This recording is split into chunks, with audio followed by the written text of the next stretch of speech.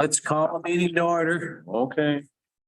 Angie, you call the roll, please. Commissioner Bailey. Here. Commissioner Bunting. Present. Commissioner Lumberman. Here. Commissioner Smith. Here. Commissioner Murphy. Here.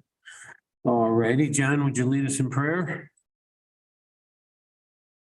Heavenly Father, we pray that you would grant us wisdom as we discuss the items on the agenda before us tonight. In Christ's name, amen. Amen. Stand for the pledge. I pledge allegiance to the flag of the United States of America and to the republic for which it stands, one nation, under God, indivisible, with liberty and justice for all. Born and unborn. I believe Angie had a couple things to add to the agenda. So we need to add the local office agreement with Highfields Inc. to K3. Lori Teal will cover that. It's another contract that the county needs to sign. I think they have 3 altogether, and this is the 3rd and final contract. And that's All righty. Anybody have anything else to add? For the last item of business, I'd like to add discussion. It's really too much for commissioner report. Okay, so like unfinished business? Yeah. L, okay. Sorry, what was that word? Airport. Airport discussion. Anyone have anything else? All righty, we're looking for a motion to approve the agenda. Move. Motion by Commissioner Bailey, support by Commissioner Smith. Any discussion? All those in favor, aye. Aye, opposed, nay. Motion passed. All right, public comment. Any member of the public wish to address the commission?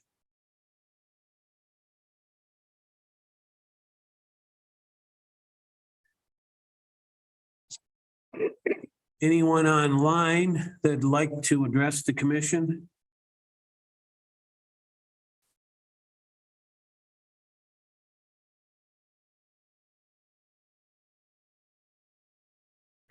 All righty, let's move on. Consent calendar. Anyone want to pull anything out of the consent calendar and talk about it? Move the consent calendar. Motion to move it by Commissioner Bailey. We have a second. A second. Second by Commissioner Lemmerman. Any discussion? All those in favor, aye. Aye. Aye, opposed, nay. Motion passed. Tracy, you're up. You just got a text from Tracy. Something happened in Grand Rapids. She won't be able to make them. Okay, so no report tonight. All right. I must have missed that. Ready. Just came through. Then we're on to Commissioner report. John, you have anything?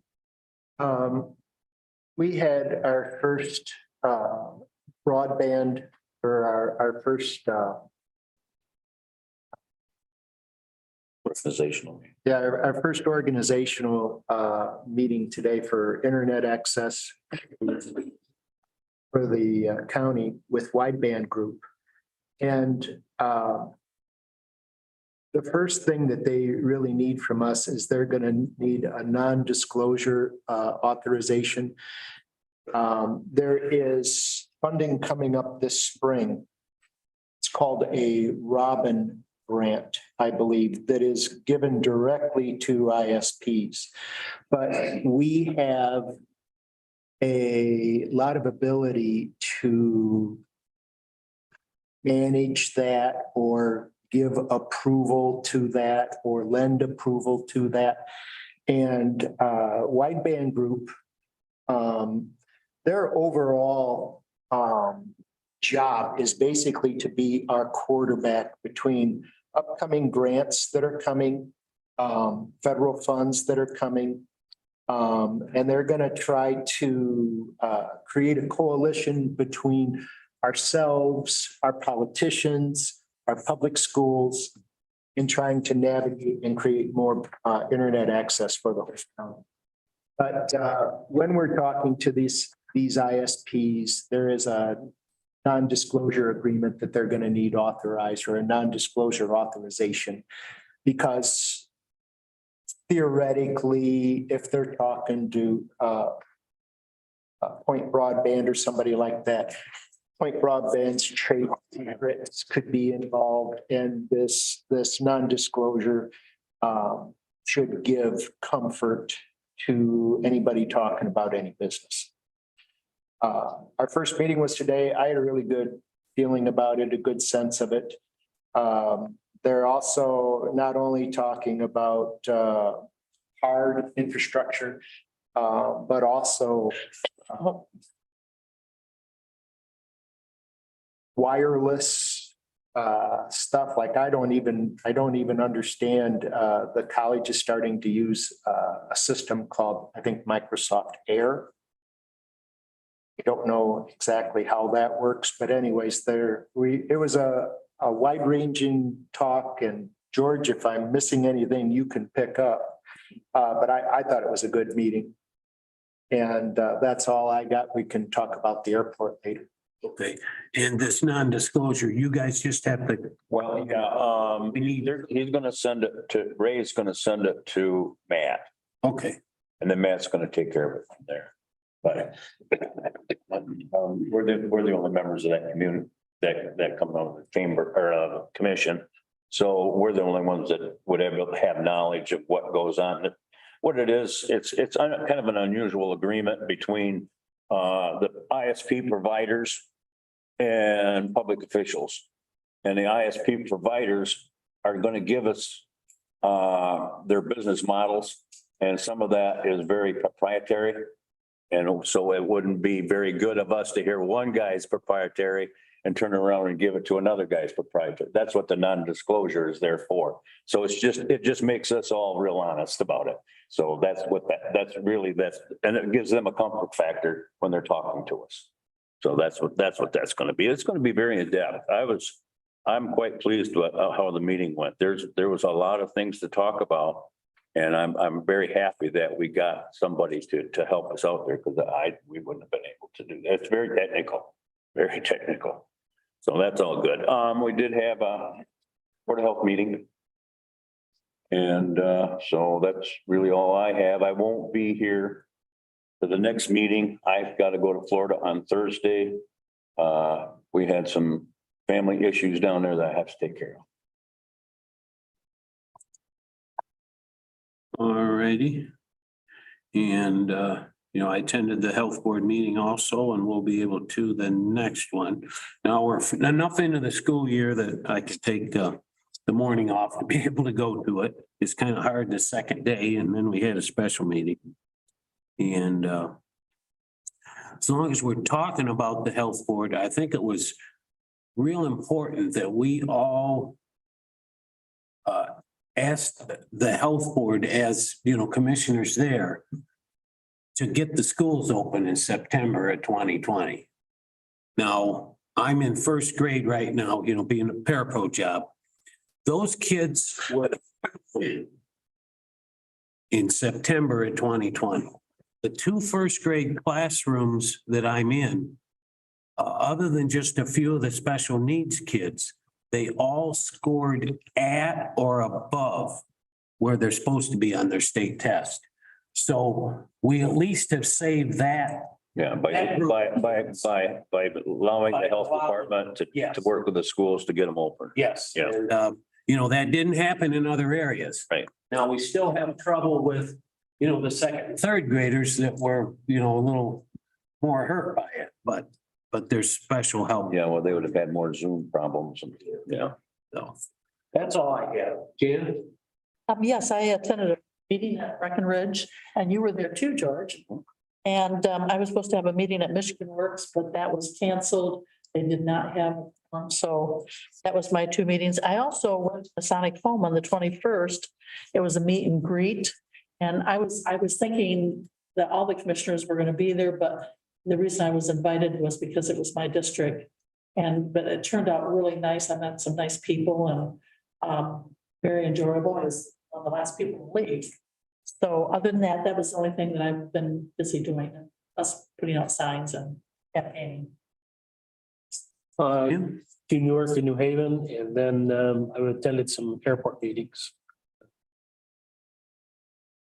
All righty. Any questions by anybody? All right, let's move on to new business, Hope House. You're up. If you could come up to the podium, that's where the or you wanted to start it? Introduce them real quickly and explain exactly why we brought them back. It has been almost a year since the commission has awarded Hope House ARP funds for use that they now can use through the end of this current fiscal year that we have. One of the most important things that we need to do as stewards of this ARP money is to monitor it. When we give this money out to the community and we ask them to install water lines or to replace lead pipes, to repaint water towers, those are tangible items that we can all see and we know that this work is being performed. When we give out funds to organizations for operations, it is necessary for us to talk to them about those operations. And as stewards of federal funds, our audit crew will be coming in and they will be making sure that we have done this. So I would like to reintroduce the executives of Hope House. We have Jacob Gregory and Nate Workman. I didn't get the second name. What was your? Nathan Workman. Okay, I know who you are, but I couldn't remember the name. Sorry. Well, good evening. I want to thank you all again for having us here this evening and the chance to share with you about how the last year has gone at Hope House. I did send out a written report. I'm not going to read from it.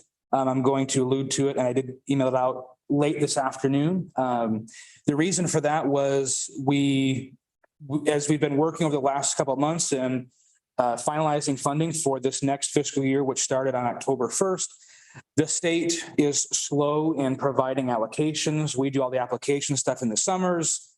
They promise us it'll be here in September, and then it's here in October. So it was yesterday that we got final word on 2 of those grants. And so today I was able to do all the numbers and give very current numbers for you all. So that was emailed out. Hopefully you will at some point if you haven't already seen that report. That's why it was late in coming. We have $19,991 of ARP funds left over as of September 30th. I know that at the last commissioners board meeting, when it was presented on our behalf to have that contract extended, we had been estimating about 40,000 that was left over, but we don't have that full amount, and I'll explain why that is in a moment. But I want to thank the commission for the vote to extend that contract and utilize those funds into this next fiscal year.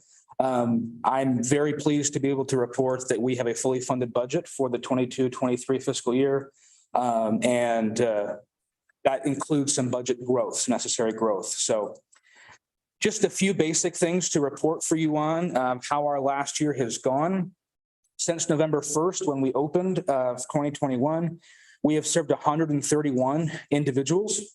They have ranged in age from newborn. In fact, we've had 2 twins who were discharged to us from the NICU this summer, and we had a young couple who were pregnant, and she had the baby right around Christmas time and came back from the hospital with the baby. So we've had newborn up until, like I say, we have somebody in shelter right now actually who's into his 80s. So the full gamut of individuals and families, that has amounted to 4,812 bed nights over that.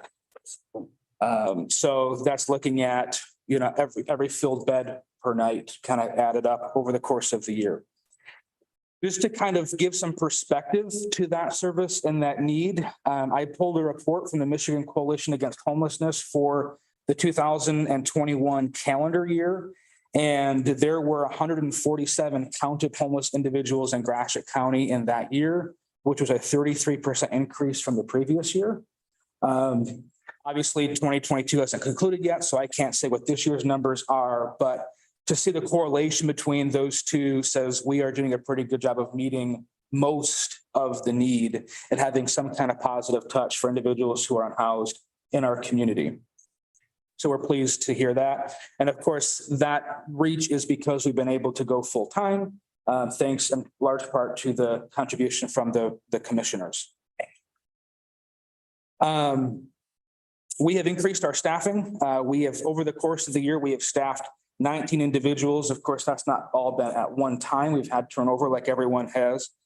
That has led to some staffing fluctuations throughout the year. Of course, when we planned how to staff the shelter, that was all based on what we thought would be the best model and what we saw from others. And then as we kind of got into a groove and experienced what it was like to provide shelter all year long and not have a break in there, there was some restructuring that happened and some people moved on. And so the final result was a full-time case manager as opposed to the part-time ones that we had.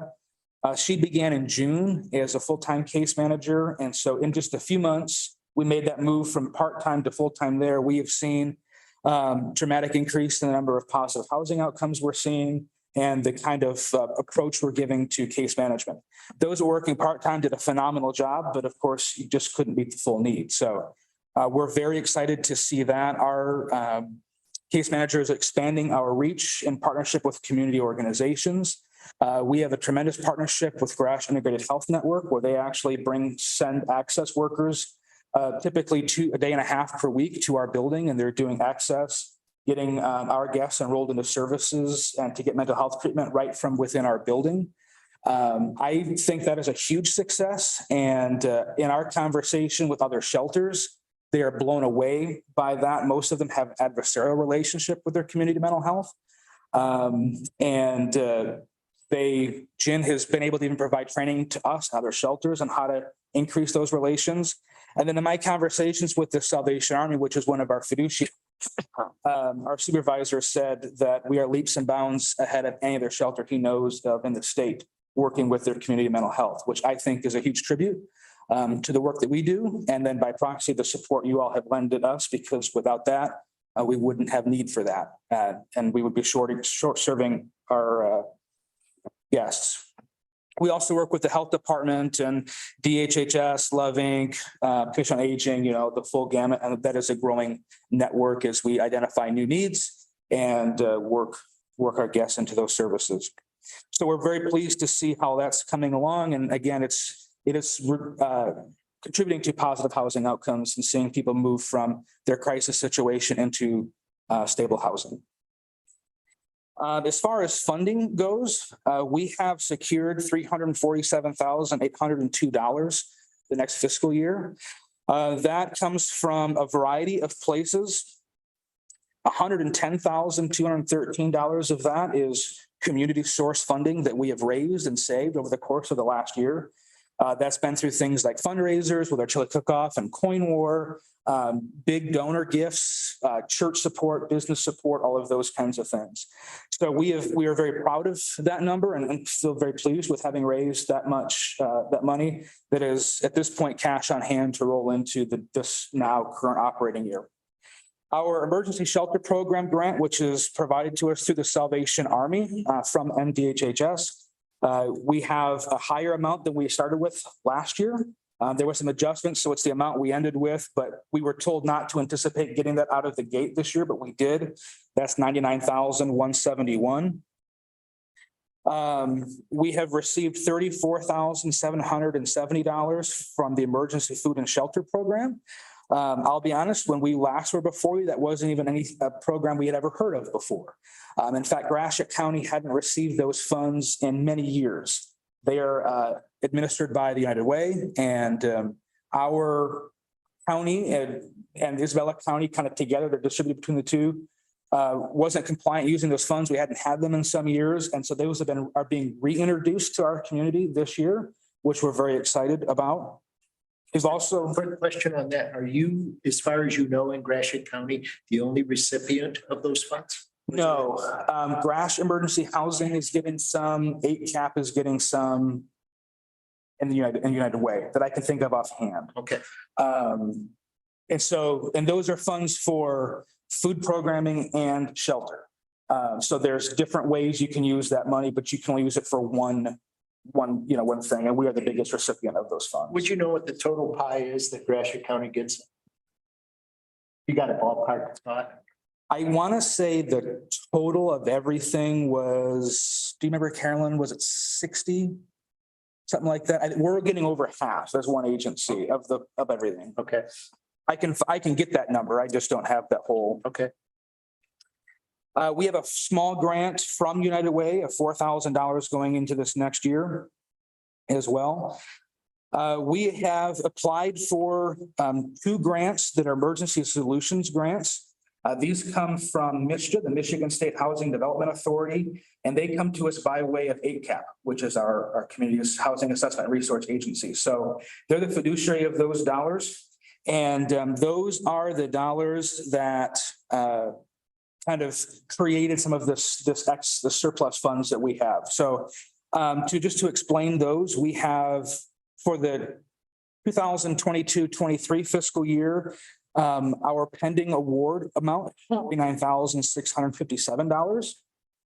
What ends up happening is the state gets allocation from HUD and then divides it up amongst its counties proportionate to need and services.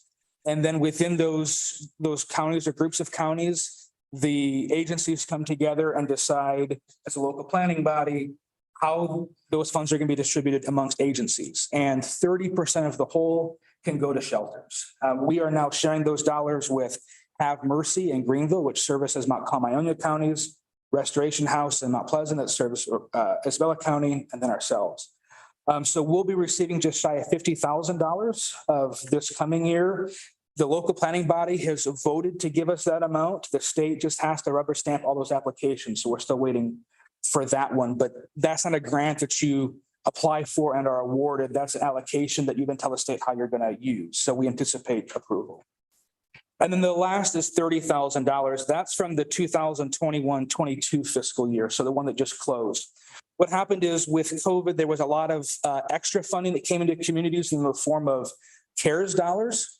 And it took a long time to spend that out. And what ended up happening is 8CAP and other agencies were using the CARES dollars ahead of the regular fiscal year dollars. And those had to be spent out sooner. And so what the state did was they came in and said, you now have until February 28th of 2023 to spend the fiscal year's dollars. So we could use up the CARES dollars first. So in July, we were approached by 8CAP. We were offered $30,000 of what they had for the fiscal year to help get things spent out. With the understanding it would need to be spent out by September 30th, which is when I started the conversation with Chris about having some surplus funds because those two things were going to kind of balance each other out. When the state came through and said, you know, have until end of February, 8CAP kind of stepped back from that and focused on all the regulations. So that was the other one that just yesterday we got the final approval to have that money distributed to us. So those dollars got kicked into this fiscal year. So all of that is what we've raised. And then, of course, we have the ARP funds, which are the holdover. We anticipate to use those funds in the same manner that we used this past year's funds.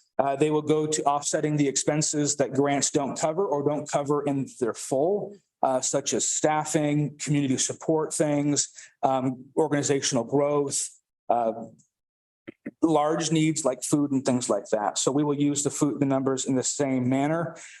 Because I don't have that final approval for the last ESG grant, we don't have a budget really pulled together all together at this point because we can't, bill every expense to the grants, as they need to be. But we're building that as these numbers are now being handed out and we have to turn those things over to the state. We'll have a final budget by the end of the month. Such as I've learned working with state dollars. So that's kind of where things stand financially for us. That I hope answers the question of how we got the surplus funds. I mean, that and of course, the fact that we were seeking to use those funds conservatively and wisely. We're very grateful for the support that the commission demonstrated in us last year. And the funds have done exactly what we all hoped that they would. They kickstarted a full-time operation, which is going very well, is meeting much of the need that exists here in Gratiot County. and is securing dollars for future use and future longevity. So again, I want to thank the commission on behalf of myself and the whole Hope House board and each of the 131 guests that we served this year for your support of us, and those dollars have been put to good use. Anything you want to add? I have a couple of questions. Yes. What do you foresee in the future? Are you going to stay there at the church, or do you look to buy a bigger place or move to a bigger place? Oh, I have lots of ideas. So one of the biggest limitations that the facility has is that it's not handicap accessible. We had to turn away numerous people over the course of the year and find alternative housing for them because we just simply couldn't serve them. Unfortunately, there's not a good way to make our space within that building handicap accessible. Structurally, it would just take far too much. So there is a dream to having a different facility at some point that's built or it could be made handicap accessible and serve that need. We've also seen that there is a huge need for families that we're not able to accommodate. Currently, we have, I'm going to say 25 to 30 individuals who are in a family on our waiting list. Some have been on there for a month or more because we just don't get enough turnover in our little family rooms to meet that. So to have a family center that is able to serve more families and separate from the general population, I think would be something to work towards. But obviously those are dreams, and those are 5 and 10 year kind of ideas, not anything we're able to do right away. And what about most of these people that come there, they're getting jobs and then or how's that working? So some of them do, some come to us employed, some we're able to help get employment. And then it becomes a task of saving up for housing, which can take a while. The fair market rents are going up. There is a shortage of affordable housing, and so that's sometimes a struggle. Sometimes we have individuals who, if they get a job, they will lose their disability. Let's say that they really can't afford to sustain themselves through employment. So, or if they get a job, then they won't qualify for the voucher that they've received, things like that, that we have to kind of toe those lines because all forms of assistance come with an income guideline. If we get people employed, then they no longer qualify for the assistance, but they don't make enough money to survive. They're what's known as ALICE, which is asset limited, income constrained, and employed. So that's kind of the working poor, what we called them for a long time. So we try to keep people from getting into that position where they start losing benefits and can't afford to live at the same standard that they were when they were receiving benefits. So we have had an increased number of our guests who are getting pulled for housing choice vouchers as well. The state wasn't pulling Gratiot County vouchers for about 2.5 years. There just wasn't enough to pull. They've reallocated some things and we're getting pulls, and we've had probably a dozen of our guests get those vouchers, which has been a good change to see. Do you also see that there's many people coming to your organization that's from other counties? So we're very careful about how we do that. If we have somebody who's out of county, we always ask the question, do you have a reason to be in Gratiot? Do you have a support network here? Is there some reason why you're wanting to come here? If it's just one shelter trying to pass somebody off, we were experiencing some of that. We put a stop to that. When we've had people who are transient, the response we give that we're really obligated to give because of how the state grants require us to work is, if you're in Gratiot County, we can serve you, but we can't coordinate you coming to Gratiot County. In the state's eyes, if they're homeless in our county, then they're our county's problem, so to speak. I don't want to use that term, but for lack of a better term. And we have had people who showed up on our doorstep and said, okay, I'm here now. And I said, well, I don't have a bed for you. And then right now we have somebody who's in a facility in another county. They were wanting to discharge them to us. And we said, well, why us? Well, because they were there staying with a friend. Now all their Medicaid things are in Gratiot County. That's the only place they have to go. So they're actually a Gratiot resident. They have a tie here. And so we have to serve them. So we try not to bring people in unnecessarily, but there is kind of always that transient nature to the population. No. And the truth is, what Jake alluded to, we have been at or very near capacity for the entire year. Yeah. Since we opened last year, we have been at or near capacity for the entire calendar year. Sometimes we hit what I call functional capacity. So we have an open bed, but it's a men's bed and we have a family or we have, a couple that wants to come in. And so, one half gets kind of delayed. There's those kind of pieces when you're just trying to fit beds and rooms. We have full capacity and then you kind of functional capacity where you just don't have, you have to have the right person in need to serve them. When you first started off, was that 20 men on one side and I can't remember how you did that. We have a capacity of 20. 20, altogether. Yes. So the men's room and women's room can each house up to 8. The family rooms can house up to 5 or up to 4, depending which of the 2 rooms. So What about children? How many can you take of the children? depending on the circumstances, there's not really a limit to it. I mean, we've had single moms with daughters in the women's room because the family rooms were full. So we've got more. It just kind of depends on the family size. Family rooms. I misunderstood what you meant by that. So you have a family room where you put like the whole family. Okay, how many rooms do you have like that? Just 2. Just 2? And our relationship with the city of St. Louis is 20 total occupants, 20 total beds. One thing that came up at a recent meeting I was at with the local emergency planning commission which is law enforcement and, others. I sit around that table and it was very encouraging to hear from Chief Ramirez, this chief of police in St. Louis, being our jurisdictional chief. He fields calls about people who are unhoused and there's assumptions that they come from our shelter or that we're not dealing with something properly. And he's always a good advocate for us. He checks into those things. He said 9 times out of 10, those individuals are not from our shelter. They've never even heard of our shelter. That our shelter are individuals who really want the help. And so they're not typically causing issues within the greater community. And it was really great to hear his advocacy for us and how quick he is to kind of dispel some of those rumors or concerns that stir up. And grateful just to know that law enforcement's perspective is we're an asset and a blessing to the community, not a burden. I think you guys are doing a great job. I heard. Thank you. And do the churches still help you? Some, At one time, each church would take a week and bring food in and stuff like that. Yeah, we were just talking about that. And I think we may have mentioned this last year, one of the fallouts from COVID is that level of support of churches coming in and providing a meal has not ramped back up. That's been a real struggle. We've been able to meet that need through some other means, but we were just talking about this yesterday.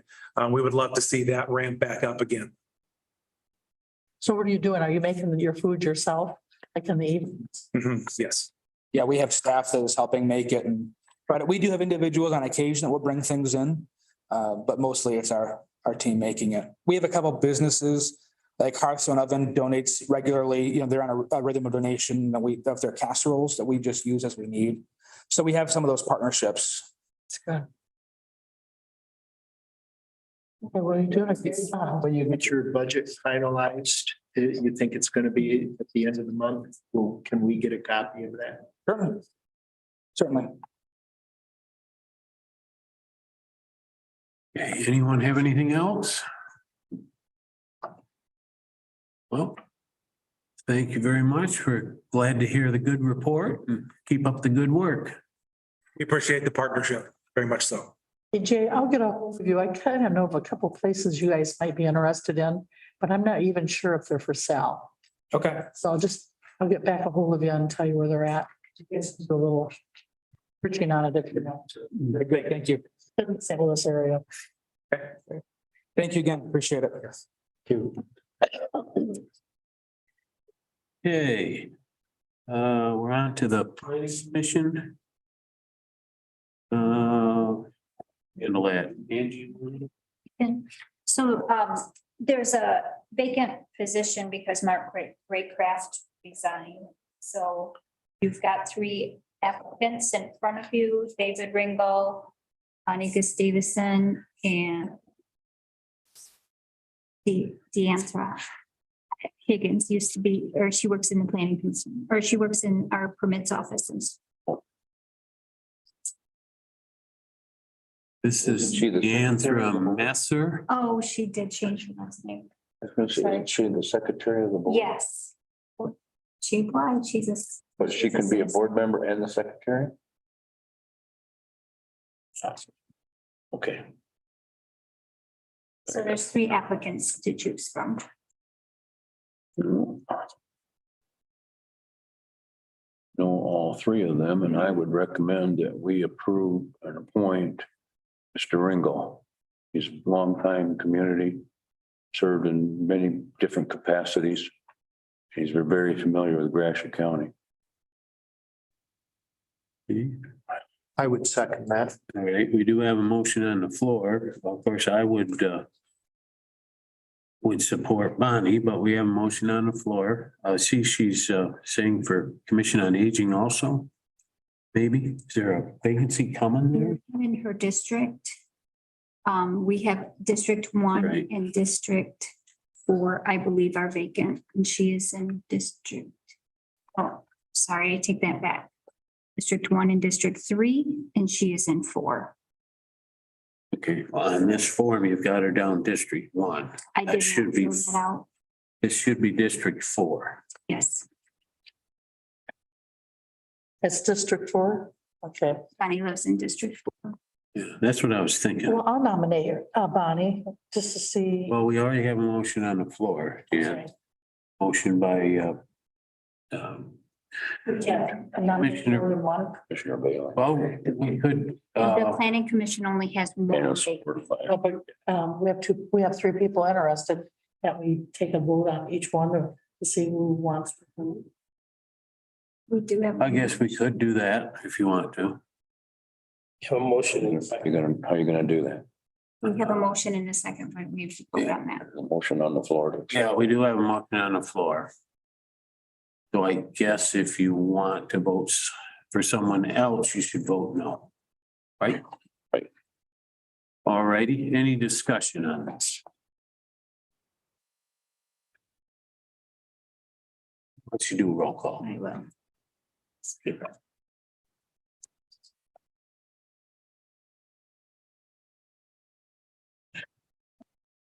I didn't think there was votes tonight.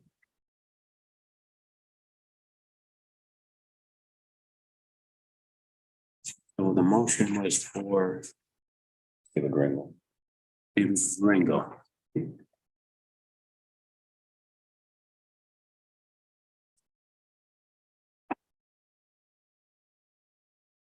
Commissioner Lumberman, Yes. Commissioner Smith, Yes. Commissioner Bailey, Yes. Commissioner Bunting, No, Commissioner Murphy. No, motion passed. So we filled the vacancy there. On.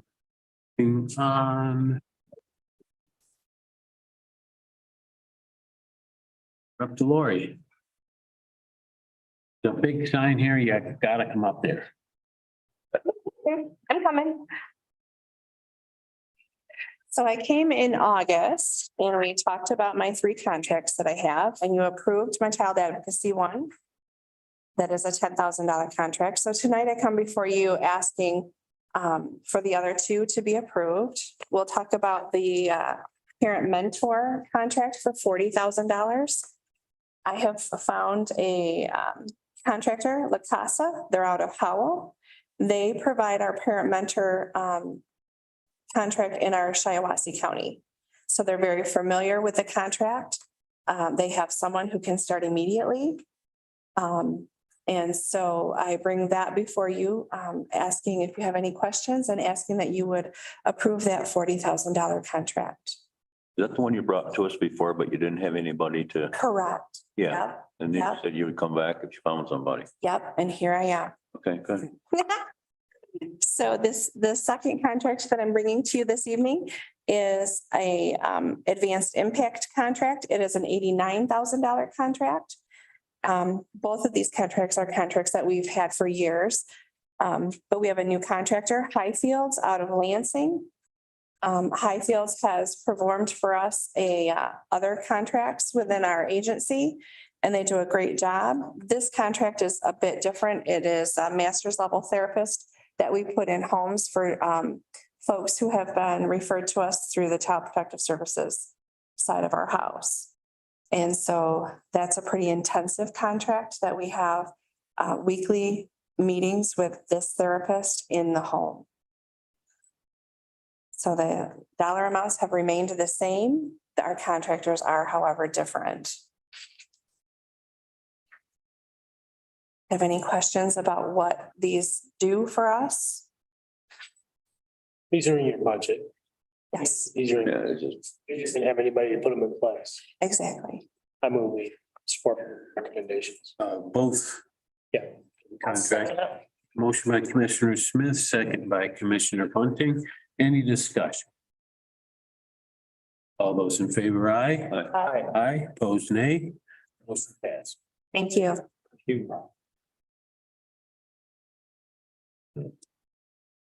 Sheila, you're gonna handle the health insurance.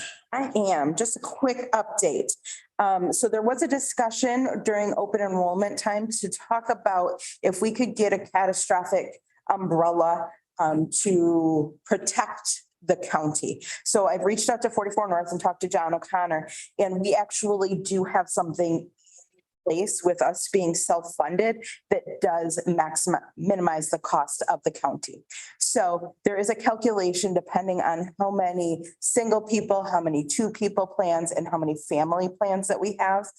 But each month, there is a maximum that we are going to pay. So for October, there's 131 participants. It's about $122,000 is the maximum that we are going to pay for this. So the question was really asked, if somebody gets really sick, is there a certain point when that cuts off? The answer is no. But each month, there is a certain point where that cuts off. So we will never pay, regardless of how many claims are filed in October for whatever illness there may be, you're not going to pay over that $122,000.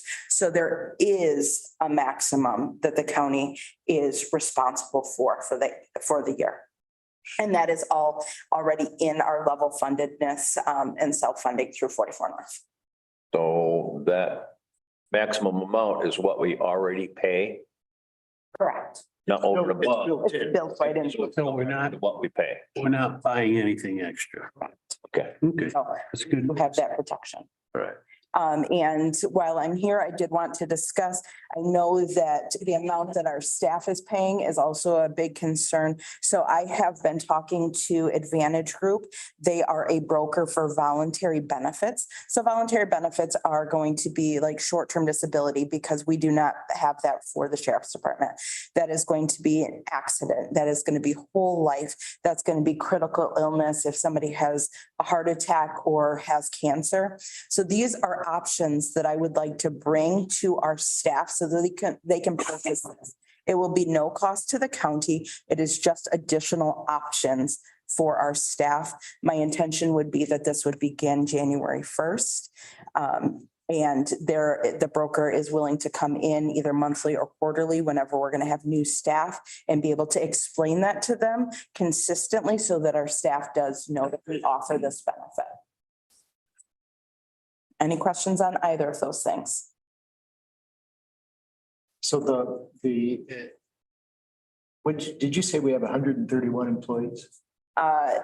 Yes, active with plans. And our max outgo each month is 120 something? 122 is for October based on the number of people that are in single to person. That's quite 1,000 per employee. Correct. It's really dependent. If it's a single person, it's $494.75 a month, but a family plan is $1,203.57. So it's just a calculation that's based on that. So if the census stays the exact same, then this is what we're going to count on for throughout the year. If we have, say, 10 new staff that we hire that all take the buyout, that number is going to be lower, and then we'll just be paying for that buyout instead. Okay. So we're not open-ended, we're capped. Correct. And your recommendation is let's just leave it Yes. the way it goes. Okay. And then if we have a high occurrence year again with people that get really ill and it's just staggered throughout the month, so we're not getting to that max next year, when we have to choose a new plan, those fees are going to be adjusted at that point, but it won't affect us during this year. Now, I believe Sheriff Morris mentioned that like with the sheriff department, we're getting more younger members with family. Are we seeing the same trend with everybody else? Well, actually, I just have been entering everybody into the system. And because last year we were below the hard cap, and anybody, whether they're a single person, a two-person, or a family, since there was no cost to the employees, a lot of people took that family plan.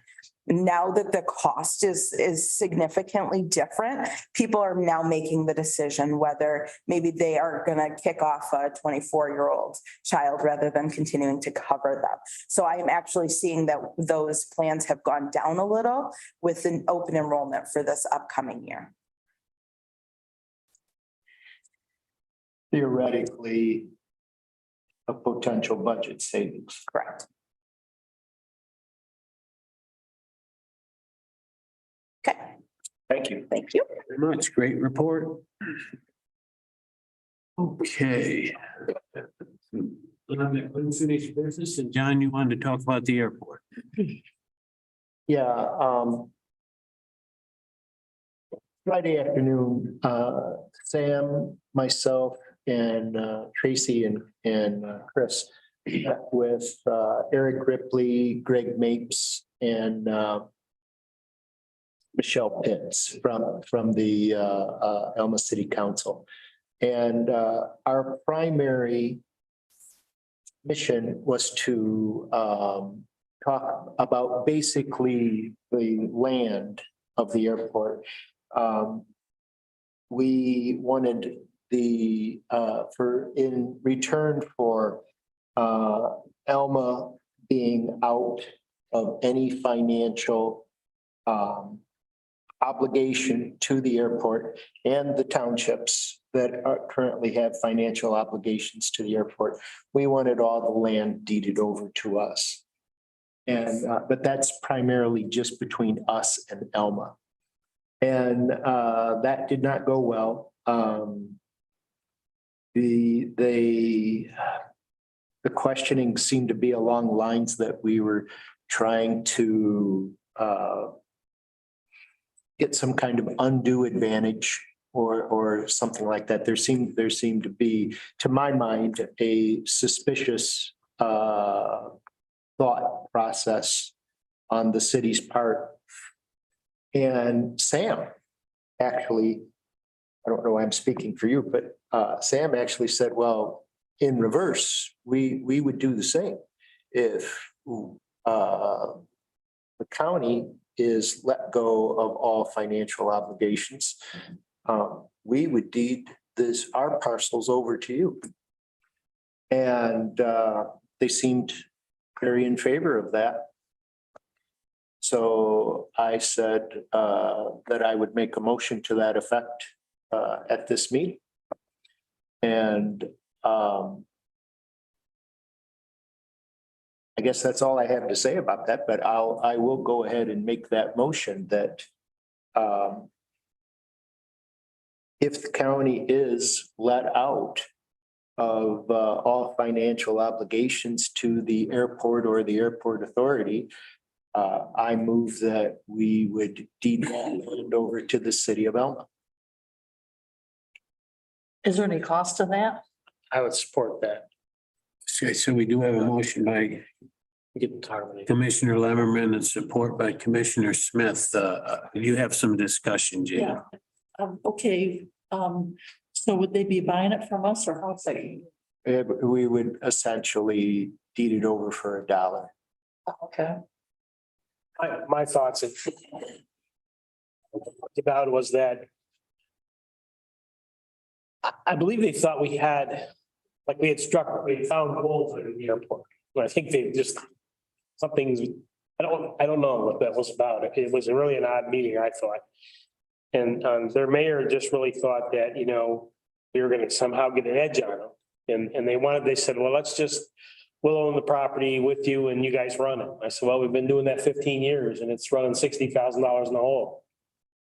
And we told them what our approach was going to be. We told them that we've been meeting with people for 3-4 months about airports, talking to airport managers.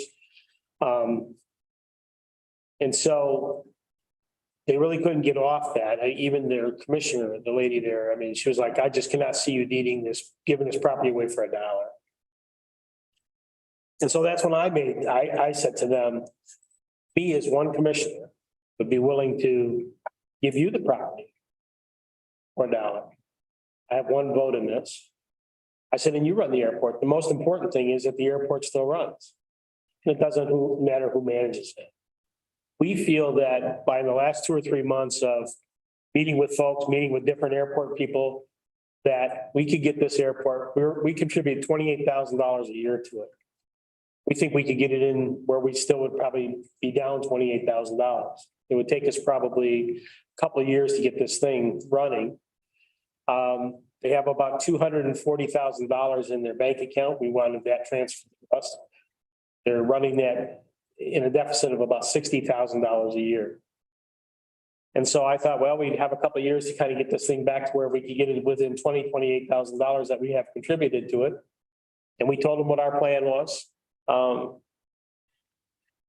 don't know if they really thought that was the truth. And so that's when I did said, it's good for us. It's got to be good for you. You guys can have it as long as we have an airport.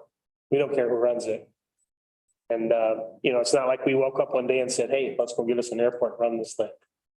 And so that's kind of where we're at. And they didn't know if they could even talk about it by the end of the year and get any ideas. They just thought it would take a long time for them to decide what they want to do. But we did say that John and I had talked about it, and that we would bring it to you guys and say, this is kind of where we're at with it.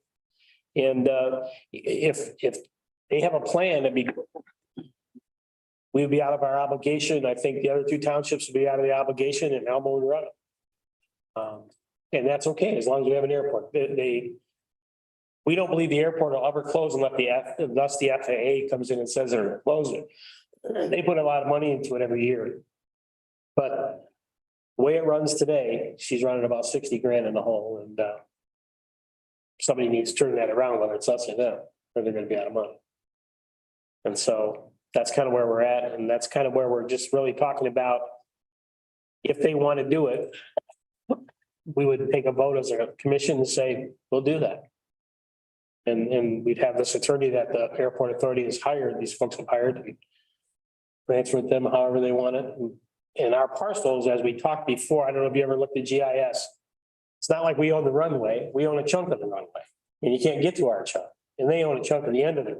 And they own a chunk over here, and we own some chunks over here. Weird. And it's landlocked property. It's just kind of a mess. So really, if you want to look at some entertainment and stuff, just look at the GIS of the Elma Airport. Who owns it? We got pieces all over. And so they're parcels that are not really worth. I mean, the one chunk we own is right in the middle of the runway. We probably own half the runway right in the middle. So you could, if you touch down here, then you got to drive across our property with a plane, stop it on the other end. It's kind of crazy how they sorted that out years ago, but. So that's kind of where we're at with it. And I left that meeting thinking, gosh, if they want to run it, it's okay. It's a good thing. We'd be out of our $28,000 obligation. Way back, I get confused because the COVID really messed things up on all of this with the airport. But it all started with the airport authority not wanting to contribute, and a few of the members just wanting to drop out. And so back then, as the chairman, I said, well, let's take a look at it as the county and see what we can come up with a plan to help you out, or whatever that plan may be. And we instituted a company called Mead Hunt, and they had an in-depth report, and it was a thorough report.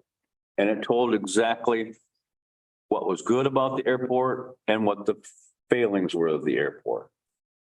And through that report, we've came to a lot of conclusions that basically said it takes a little horsepower to run an airport. And I mean horsepower as far as your financial people go, your administration goes, and those types of things to really make it worthwhile and to work. and a new management system. And so that's what John and Sam have been working on all this time, is trying to figure out the best way to do it. They've got a good comprehensive plan to do it. And if the city of Elma thinks that they can do a better job, more power to them. Now it comes down to this land. You've got to understand, the land does not do anybody any good other than it being an airport. It's designated an airport, all right? The only good it does is that the person that's operating the airport must have total control over the buildings and the land. Because you never know what's going to happen tomorrow. You may have to do some configuration or whatever. But if there's a building, let's say a maintenance building that's on the other person's property, counties or the Elma's county, you can't do anything unless that person gives you permission. So if you're going to run a system and be a business system and be a business person, you've got to have total control. It's as simple as that. You know, one person said, well, it's just like giving lunch money. Well, it's not, because the only thing that land is good for, and it's very good for, is the airport, the way it stands right now. And if you go on the GIS, anybody can do it. You can look at the maps, and it's really convoluted to who owns what. It's just, some are owned together, some are owned separate. I don't know who drove that up, but it was a long time before us. All right. So that was way back in the day, but we're trying to rectify a bad situation. And I'm telling you right now, none of these, any of these county commissioners have any hidden agenda at all, but we want to make sure we have a viable airport for economic development in this county. That's what we're here trying to do. The other part we did mention to him, and Chris had brought that up, was that the FAA has got better than $5 million into this thing. And so it said we're going to put hotels on it tomorrow. You got to pay the FAA $5 million back. I think it was the number. And so it's just going to be an airport, and that's what it is. Yeah. So I have two things on it. This is kind of a switch from where they are at. I would almost say in January, you could have a whole different council there too. So now I would be in favor of voting for this motion, but I think you would need a deed restriction if we signed anything over that this is an airport. well, it would be conveyed by the lawyer. The lawyer it's called a conveyance of land, and it's a legal document.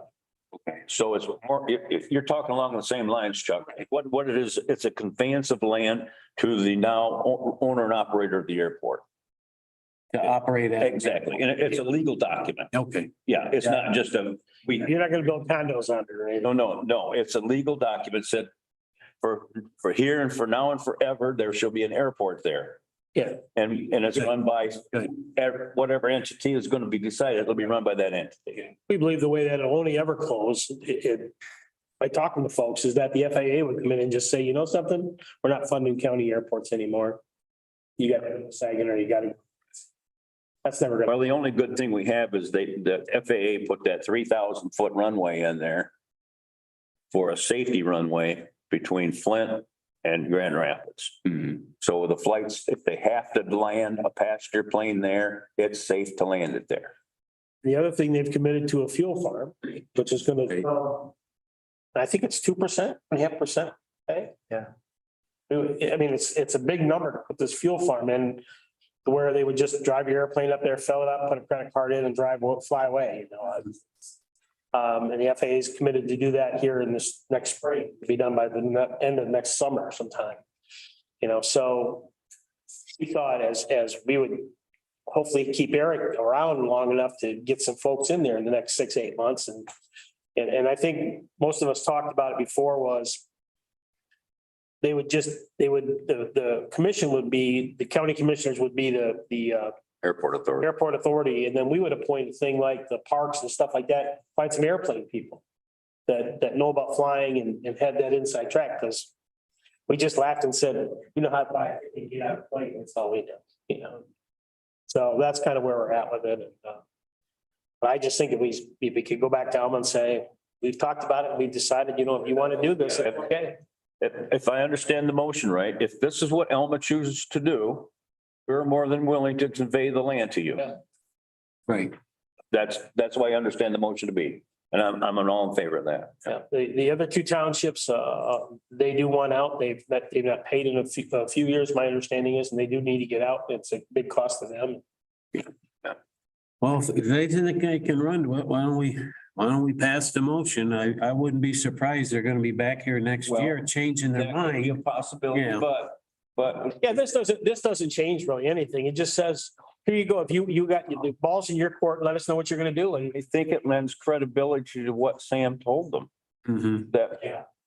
Yeah. I think it's, but I did tell them I'm only one vote. but To clear that up. you're right. Right on how you explained it. Yeah. And I think this speaks credibility to what we're trying to do here. We're not trying to pull the wool over anybody's eyes. We understand going full well that it's going to cost a little bit.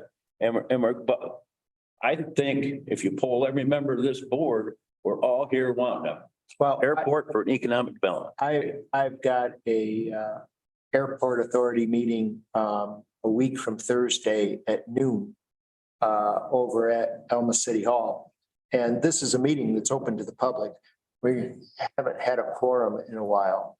But I would like to go back with a yes vote, just to show them, we're not messing around, we negotiated in good faith. We put our cards on the table. And I have a feeling the townships will be saying, well, gee whiz, we really wanted you guys to do it, but and I just think that's why I would. Well, I think that's all we can say for now. I think what you said was all we can say for now. Yeah. And let it go. All right, any further discussion? I think we're ready to vote. Should be able to do a voice vote. All those in favor, aye? Aye. Aye. Opposed, nay? Motion passed. Back to them. All right, we're up to additional public comment. Any member of the public wish to address the commission? Anyone online that would like to address the commission?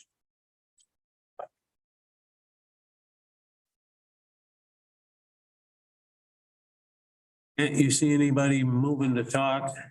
Nope, I don't see anybody with a hand raised or an unmuted mic, so I think we're all Okay, set. very good. All righty, then I believe we're looking for a motion to adjourn. Oh. All those in favor, aye. Aye. Motion Is this your key? passed, meeting adjourned.